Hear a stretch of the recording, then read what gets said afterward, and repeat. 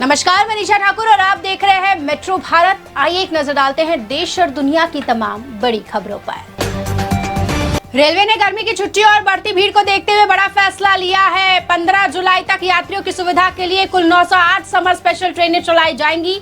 इस दौरान स्कूल की छुट्टियों और पर्यटन सीजन के कारण ट्रेनों में भारी भीड़ और लंबी वेटिंग लिस्ट रहती है। रेलवे का कहना है कि इन स्पेशल ट्रेनों से यात्रियों को राहत मिलेगी और भीड़ का दबाव कम होगा।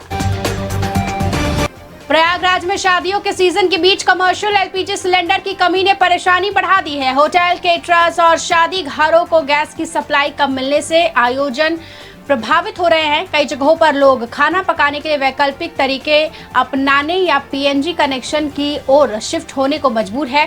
व्यापारियों का कहना है कि सिलेंडर की सप्लाई में देरी और सीमित उपलब्धता से लागत भी बढ़ रही है। प्रशासन का दावा है कि घरेलू गैस सप्लाई सामान्य है, जबकि कमर्शियल उपयोग पर दबाव बना हुआ है। शादी के मौसम में यह स्थिति लोगों के लिए बड़ी चुनौती बन गई है। अमेरिकी राष्ट्रपति डोनाल्ड ट्रंप ने हॉर्मुज स्ट्रेट को लेकर बड़ा बयान दिया है। ट्रंप ने कहा है कि यह समुद्री मार्ग तभी खोला जाएगा जब संबंधित पक्षों के बीच कोई समझौता होगा। उन्होंने दावा किया है कि इस स्थिति पर अमेरिका का नियंत्रण है और फिलहाल इसे रणनीतिक वजहों से बंद रखा गया है। ट्रंप के इस बयान से पश्चिमी एशिया में तनाव और कूटनीतिक हलचल बढ़ गई है। भारतीय दूतावास से ईरान को लेकर एडवाइजरी जारी की गई है। इसमें भारतीय नागरिकों से अपील की गई है कि वे फिलहाल ईरान की यात्रा न करें, चाहे हवाई मार्ग हो या किसी अन्य रास्ते से। दूतावास ने सुरक्षा कारणों का हवाला देते हुए चेतावनी जारी की है। विदेश में मौजूद भारतीयों से भी सतर्क रहने और स्थानीय दिशा निर्देशों का पालन करने की सलाह दी गई है। मुंबई में मराठी भाषा विवाद को लेकर बड़ा सियासी बवाल खड़ा हो गया है। पुलिस ने कार्रवाई करते हुए मनसे के 11 कार्यकर्ताओं को गिरफ्तार किया है। बताया जा रहा है कि दहिसर इलाके में एक कार्यक्रम के विरोध के दौरान हंगामा हुआ, जिसके बाद पुलिस ने एफआईआर दर्ज की है। ये पूरा मामला ऑटो चालकों के लिए मराठी भाषा अनिवार्य करने से जुड़ा है। फिलहाल सभी आरोपियों को कोर्ट में पेश किया जाएगा और मामले की जाँच जारी है। भारतीय रिजर्व बैंक ने पेटीएम बैंक का लाइसेंस रद्द कर दिया है। ये फैसला बैंकिंग नियमों के गंभीर उल्लंघन और नियामकीय शर्तों का पालन न करने के लिए लिया गया है। आरबीआई ने कहा है कि बैंक के कामकाज से ग्राहक और जनता के हितों पर असर पड़ रहा था। अब बैंक को सभी बैंकिंग गतिविधियां बंद करनी होगी और ग्राहकों के पैसे सुरक्षित तरीके से वापस किए जाएंगे। ये डिजिटल बैंकिंग सेक्टर के लिए बड़ा झटका माना जा रहा है।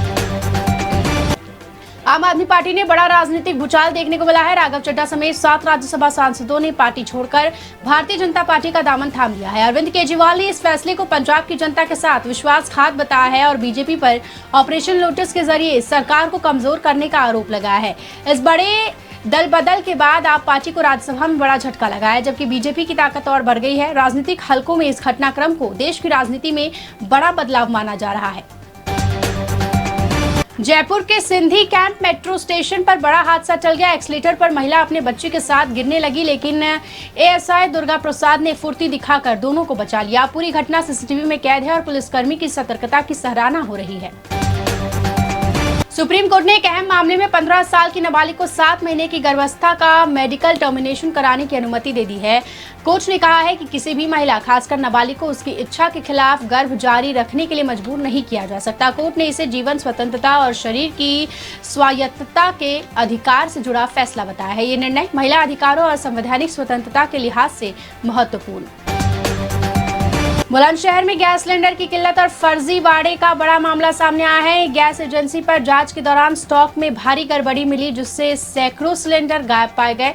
इस मामले में एफआईआर दर्ज कर जांच शुरू कर दी गई है। वहीं एक युवक पर महिला को सिलेंडर देने के नाम पर ठगी करने का आरोप भी लगा है। इलाके में गैस सप्लाई को लेकर अफरा तफरी मच गई है। प्रशासन ने लोगों से अपील की है कि वे अफवाहों पर ध्यान न दें और सिर्फ अधिकृत एजेंसियों से ही गैस बुक करें।